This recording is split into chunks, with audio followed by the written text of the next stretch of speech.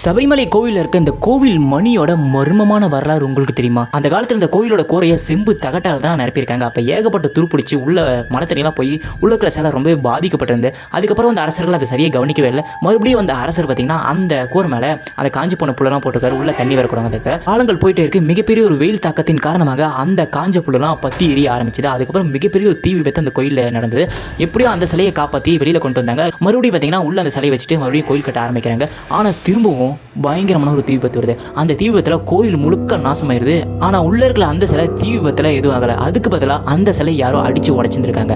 அந்த சிலை யாரு அடிச்சு உடைச்சாங்கன்னா அந்த காட்டு மேல வாழ்ற அந்த மலைவாழ் மக்கள் தான் சொல்லிட்டு ஒரு கதை பரவணுச்சு. உடைஞ்சு போன சிலையை கோவிலுக்கு உள்ள வைக்கக்கூடாதுன்னு சொல்லிட்டு தேவ பிரசங்கம் போட்டு பார்த்தாங்க. அதுக்கப்புறம் புது சிலையை செய்யலாம்னு சொல்லிட்டு முடிவெடுத்து புது சிலையை செய்யலாம்னு சொல்லிட்டு சுவாமிமலை பக்கத்துல இருக்க பாரம்பரியமா சிலை செய்யறவங்க கிட்ட இன்ஃபார்ம் பண்றாங்க. அவங்களும் ஒரு பஞ்சலோக ஐயப்பன் சிலையை செய்யறாங்க. செஞ்சு குளிச்சுட்டு கும்பகோணத்தில் இருக்கிற எல்லா கோயிலுமே அந்த ஐயப்பன் சிலையை வச்சு பூஜை பண்ணிட்டு கேரளாவுக்கு அனுப்பி வைக்கிறாங்க. அப்படி அனுப்பி வைக்கப்பட்ட புது சிலையை தான் இப்பவும் ஐயப்பன் கோயில் மூலவரா வச்சு பண்ணிக்கிட்டு இருக்காங்க.